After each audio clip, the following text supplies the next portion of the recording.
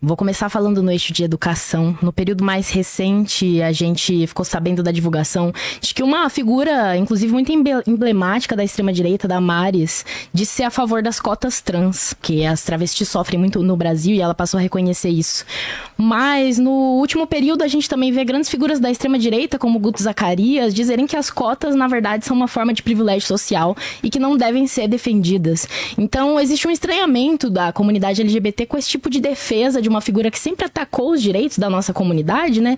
Diz que meninas usam rosa, meninos usam azul e ataca os nossos direitos efetivamente. Fazer esse tipo de defesa oportunista, eu queria saber se vocês são a favor das cotas trans nas universidades, em cargos de trabalho, qual a proposta que vocês têm, caso vocês sejam a favor. As cotas trans são um privilégio para as pessoas trans ou não? Elas devem ser implementadas?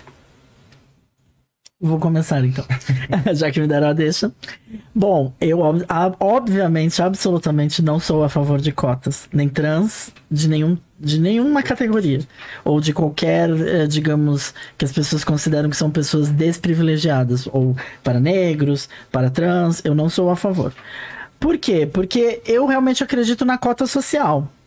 Eu sou uma pessoa liberal, assim, eu gosto muito do liberalismo, eu penso muito nas questões econômicas, e eu acho que a grande questão que eu vejo das cotas e as pessoas que precisam das cotas é a questão social, porque a gente está vendo um monte de distorções que saem, denúncias, inclusive, dos processos dessas bancadas que fazem a avaliação.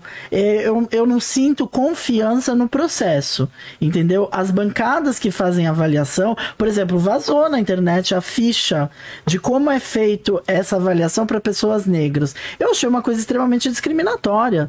Tem escrito lá a questão do nariz da pessoa, do cabelo, da curvatura do cabelo. Eu acho isso um pouco demais.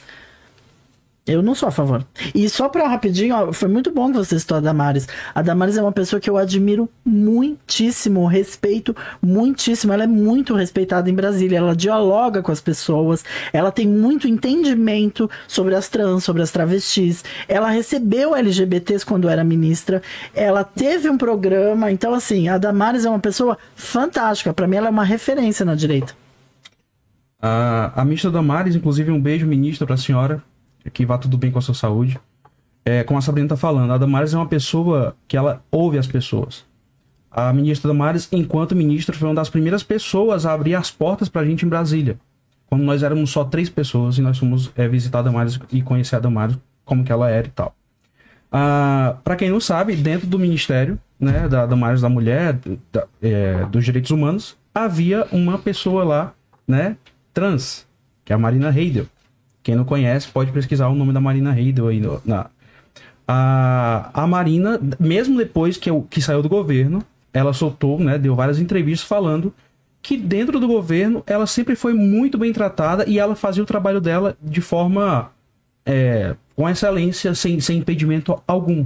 Né? Então, dentro do próprio Ministério da Damares, tinha vários projetos voltados para essas questões trabalhistas, voltados para as questões de abrir a mente das pessoas, do funcionalismo público sobre as pessoas trans ou pessoas LGBTs no geral.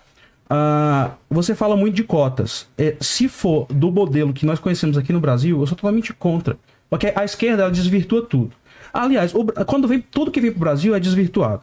Se a gente for atrás de buscar a origem disso tudo, os programas, né, de bolsa em universidade, isso vem do liberalismo, como a Sabrina bem citou. É sensacional a ideia, né, do sistema de vouchers, que a esquerda se apropria e destrói. Né? Como a Sabrina mesmo está falando, eles pegam uma ideia bem boa, que é a ideia de você dar bolsa. Uma pessoa não tem tanta condição de entrar numa universidade, ela ganha uma bolsa porque ela merece ganhar aquela bolsa. Não porque a roupa que ela veste faz com que ela mereça aquela bolsa. A pessoa que ela ama faz com que ela mereça aquela bolsa. Então, assim, não foi a esquerda que descobriu o fogo, que inventou a roda. Né? A esquerda consegue destruir as boas ideias, e isso eu concordo. Né? Realmente, se for da forma que está hoje, com cota, é cota por quê? É cota porque veste roupa assim, é cota porque tem um cabelo assim. Aí eu realmente vou discordar. Né? Então, assim, a direita, você falou de acolhimento, né? eu sempre vi a direita me acolhendo de todas as formas. A direita acolhe a Sabrina de todas as formas. Que coisa, né? Sabe quem não acolhe nós dois, que estamos aqui debatendo com vocês? A esquerda, que é o espectro político que vocês defendem. Então, assim, contra cotas da forma que está hoje, eu fui candidato a vereador em Fortaleza. Eu sou de Fortaleza, né? E um dos meus programas era voltado ao trabalho justamente para a população trans. Porque eu sei e eu entendo realmente, você tem razão em falar que realmente há esse impedimento da população trans ao mercado de trabalho. Muitas vezes eu entendo também que é uma falta de entendimento da sociedade como um todo sobre o que representa a pessoa trans. Eu concordo nessa parte com vocês. E sempre vou concordar. Ninguém pode ser demitido ou deixar de ser admitido porque é isso, porque é aquilo. Se você tem qualidades para ocupar determinadas vagas, por que vão te impedir de ocupar aquele mercado de trabalho? Então, assim, eu tinha essa proposta, né? Eu sou de direita, a Damares é de direita, tinha uma pessoa trans junto com ela no ministério, né? Mas, assim, da forma como as coisas estão hoje no Brasil, eu sou totalmente contra. 3 minutos para réplica. Beleza. Acho que primeiro todo mundo gosta de trabalhar muito com a realidade, né? 0,02% dos estudantes no ensino superior do nosso país são pessoas trans. Isso não corresponde nem à subnotificação dos dados que não foram feitos oficialmente da quantidade de pessoas trans que existem no Brasil. Todo mundo sabe sobre a realidade da população trans no nosso país. Não só os índices de que 90% da comunidade trans está na prostituição, de que 80% da nossa comunidade evade, não consegue sequer se formar no ensino básico. E todo mundo sabe que consegue contar nos dedos, ou sequer conta, quantas pessoas trans a gente conhece, que são advogados, que são professores, que estão em empregos que exigem um diploma. Então, assim como qualquer processo de cota, a gente não está falando sobre uma pessoa que usa uma roupa cinza ou a maneira como ela tem aspectos individuais, um cabelo colorido ou algo do tipo. A gente está falando de uma estrutura de opressão contra uma comunidade que é marginalizada há séculos no nosso país e no mundo, que não tem conseguido acessar nem o ensino superior, muito menos cargos de emprego. Eu acho interessante até que vocês falam, você comenta sobre a importância das políticas de bolsas nas universidades, porque justamente os governos que implementaram esse tipo de política, ReUne, ProUni, o sistema de cotas no nosso país, partiram do governo Lula, dos governos petistas. Então, acho interessante, assim, de mencionar que vocês apreciam uma política que a gente, inclusive dentro da esquerda, também preza bastante por ela. E as cotas étnico-raciais, elas são um sucesso, na verdade, nas universidades. Se vocês forem ver os últimos ENADs, exames que inclusive avaliam o desempenho nas universidades públicas, esse desempenho aumentou nos últimos 10 anos com a implementação das cotas étnico-raciais. Então é um indicador social muito importante de que políticas afirmativas, na verdade, elas servem para melhorar a própria qualidade da ciência e do ensino que é produzido dentro da sala de aula. Então, para além de reparação social que a gente está trazendo aqui, porque os dados são grotescos da realidade das pessoas trans no nosso país, a gente está falando de uma melhora do ensino superior, da produção de ciência, da produção de tecnologia. E chega a ser contraditório que figuras de direita que vocês apreciam tanto estejam defendendo as cotas trans e vocês não. Acho que deve ser por palanque, para não perder voto quando ela fosse candidatar no ano que vem, né? Tem uma outra questão, né? O Dom falta com a verdade, para não chamar você de mentiroso, digo que você falta com a verdade, porque quando a gente chega no Ministério de Direitos Humanos, não é esse ministério maravilhoso que você apresentou, que a gente encontrou. Foi um ministério completamente destruído, sem arquivo, um ministério sem dotação orçamentária, um ministério que não se tinha políticas públicas para nós, né? E assim, eu vivo no Brasil, você vive no Brasil, assim como você. Então, o que é certo, o que está dado, está dado. Basta a gente olhar o portal da transparência e ver o que Damares implementou enquanto ministra. E a gente sabe que ela não implementou nada. O que o governo federal fez foi apoiar uma ação lá, outra cá, de alguma ONG que a procurou. Mas a gente não pode dizer que o ministério funcionou em prol da nossa comunidade. E isso é, no mínimo, calhorda, Dom. Acho que a gente não pode faltar com a verdade quando a gente vai defender os nossos ideais, independente das nossas ideologias que a gente acredita. Tenho mais tempo? Acabou. Falei até, pá! Senão a gente falava mais, né? Perguntas para eles. 3 minutos para pergunta. Quando é assim, vocês podem comentar também. Tá. Tem 3 minutos, vocês podem comentar e fazer a pergunta no final, tá? É que a gente não pegou ainda o esquema, né? Até pegar. Mas olha, eu já vou aproveitar e fazer uma pergunta. Você comentou sobre os dados, né? Mas vocês sabem, e vocês são estudiosos da causa, e vocês sabem que nós não temos dados. né? Nós não temos. E por que nós não temos? É por isso que nós queremos... ideológicas. Por questões ideológicas. Porque o que acontece? O censo foi proibido de perguntar para as pessoas sobre a sua identidade de gênero e orientação sexual. Ele foi proibido, sim. Por quê? Porque consideram que não é uma pergunta que envolve direitos humanos, que você... Sem contar que a gente sabe muito bem que dados a respeito de sexualidade é extremamente complexo. Porque a gente sabe que tem homens homossexuais enrustidos que não se declaram. A gente sabe todas essas questões. Então, eu questiono muito essa questão de dados, de metodologia, de números. Eu acho complicado. Na verdade, a gente tem dados oficiais. O que nós não temos é dados governamentais. São coisas distintas, mas eu não posso dizer para você, enquanto uma estudióloga, enquanto uma socióloga, uma estudiosa, que não existe dados a referente nossa comunidade. Existem grupos qualificados, muito agora bem sérios. Da pergunta? Hã? Perdão. Não é o momento da pergunta agora? Ela fez a pergunta? Eu fiz. Você Mas queria você quer comentar? Complementa, então. Então, é uma pergunta de cada, só para eu entender. Não, vocês podem fazer. Vocês têm 3 minutos para comentar e fazer eu tava olhando ali. então desculpa. Pode completar. Guarda aí seu... Isso. Tá? Seu raciocínio. Guarda, Filipe, porque já que você falou que o que é certo e que a gente não pode faltar com a verdade, eu queria que você me dissesse quais são os dados sobre a população trans com empregos formais no Brasil a partir de 2023. Tá? Então aí você comenta o que a Sabrina te perguntou, e aí você me traz esses dados e a sua visão sobre o porquê esses dados são assim. Tá? Então, só para concluir, né, a gente não tem dados governamentais, mas nós temos dados formais. Quando você ressalva, por exemplo, a questão dos dados, né, do mapeamento no Brasil, de toda a nossa população, o nosso censo, né? A gente tem que lembrar quem que foi que contratou esse censo. Foi o governo Bolsonaro que contratou esse censo e que deixou para nós. Então a gente tem que lembrar quem que então não colocou essas perspectivas do campo de gênero e orientação sexual. Foi o governo. O governo atual poderia ter feito? Poderia ter feito sim, poderia ter feito um aditivo. Não o fez. Sabe por que não fez, Sabrina? Porque a nossa luta da esquerda, nós, pessoas LGBTs, é para dentro e para fora de casa. Existe essa luta nossa. A diferença entre nós para vocês é que a direita não há espaço para dialogar sobre as nossas identidades, nossas corporeidades. Na esquerda há esse espaço, tanto que existe esse espaço e a gente faz a ocupação dele para fazer esse debate. Quando a gente traz a perspectiva de empregabilidade do campo da pessoa trans, eu vou para mais além. Eu trago o campo da pessoa LGBT em sua totalidade, porque a gente tem que falar o quanto que a ausência de trabalhos e quanto